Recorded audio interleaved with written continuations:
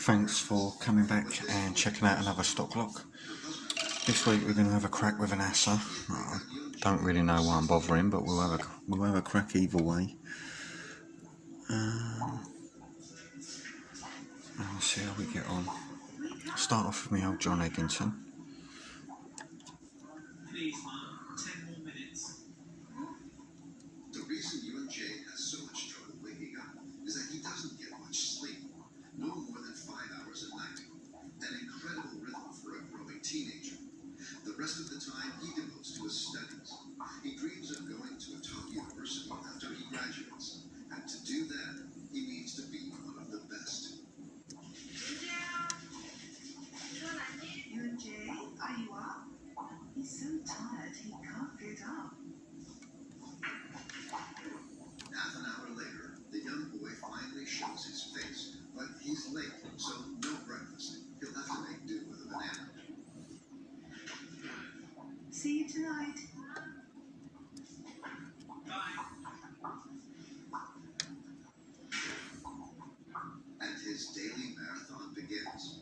Over 15 hours of study every day from 8 a.m. to 1 a.m.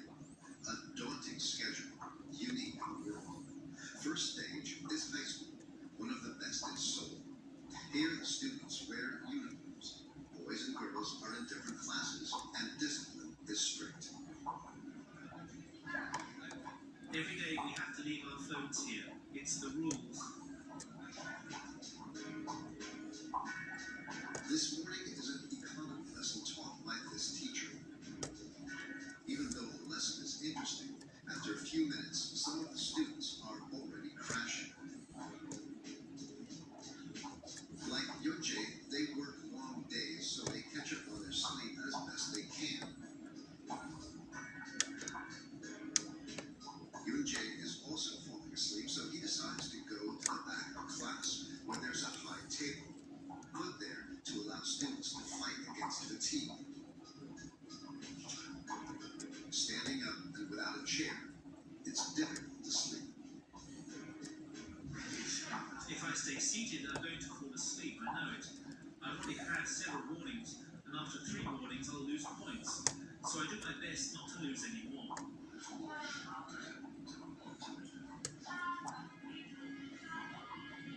All of the students start the school year with 54 points, but the slightest error can cause them to lose points. Sleeping in class costs 2 points, and if you reach 0, it's expulsion. So everybody watches their step. The head teacher keeps count on his software, and he doesn't joke around with discipline.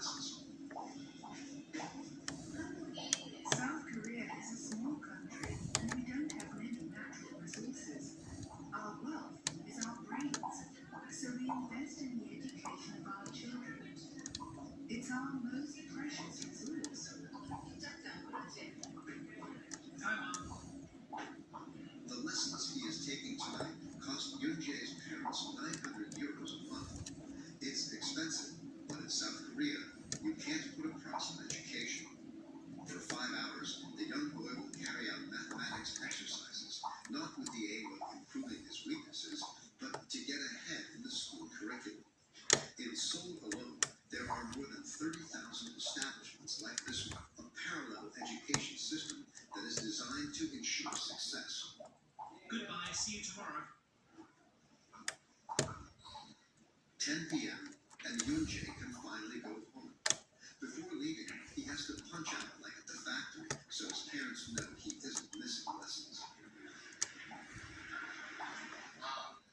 Very good. Now I can go home and take a shower. I can go to bed.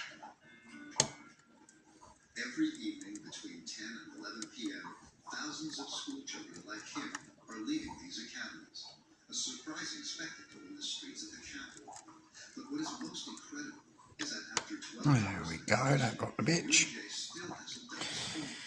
And let's see if we can get this gutted. Is in the study room.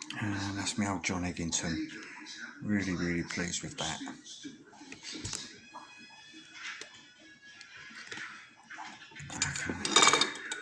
Here's my pen and tray. There's no key for this, so I better not lock it back up. That's that way.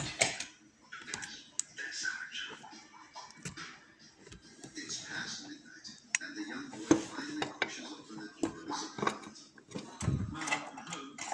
His mother has prepared him a last meal. His father still isn't home from work. Here you go, Yunjae. Did you have a good day? Bon appetit. Yunjae keeps up this infernal rhythm every day. His mother is aware of the shortcomings of the Korean education system, but she doesn't see any other alternative. Of course, I worry about my son. He works a lot and has really good time. But as he can, Korean society is very competitive. We worry about our children's future. They have to work hard to get every chance on their side. Tonight, once again, Yunjae will go to bed exhausted at 1 a.m. The authorities try to battle against the educational frenzy of children and their parents by limiting the opening hours of private academies, but it's a losing battle. The beginnings of unemployment has raised tensions in the job market, and to make it, young Koreans are ready to do anything.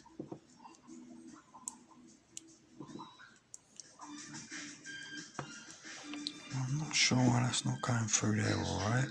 Is to have cosmetic surgery to improve your appearance and please employers. In just a few years, South Korea has become the kingdom of the scalper, ahead of Brazil or the United States. And it's common to come across people in the streets who are just out of surgery.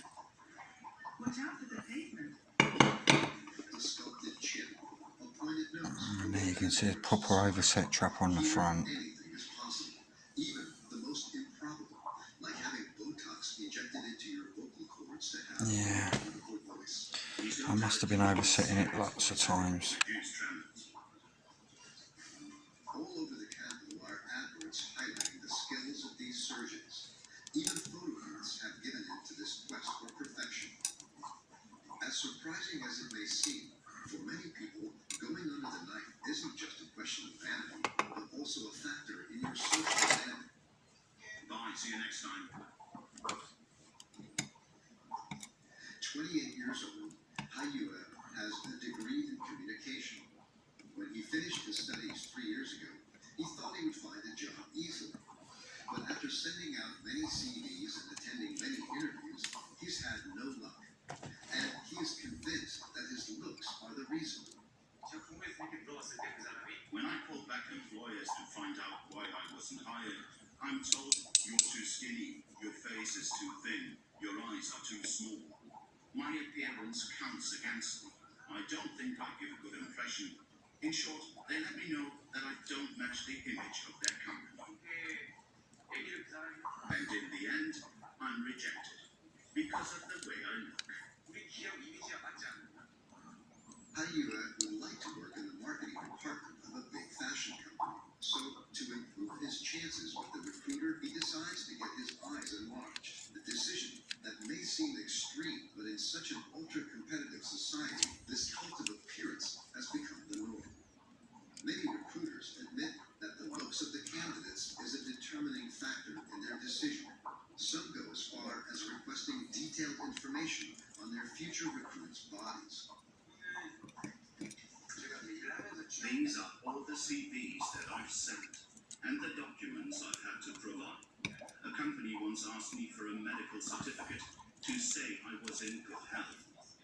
This document shows all the details of There we go, that's the that size done. of my chest, my thighs, all the specifics of my anatomy. Let's zoom in and have a little look. I gave them this document at the interview, but I wasn't hired. In desperation, Hayuev booked an appointment in one of the many clinics in Gangnam, the most exclusive area in Not too bad, I'm pretty pleased with that. 500 here. Hayuev chooses one of the most well-known. It spreads over 16 floors, and 9 doctors work here, each with their own specialty. Here the staff There we go. with current standards of Right, thanks for watching, I'll see you next week.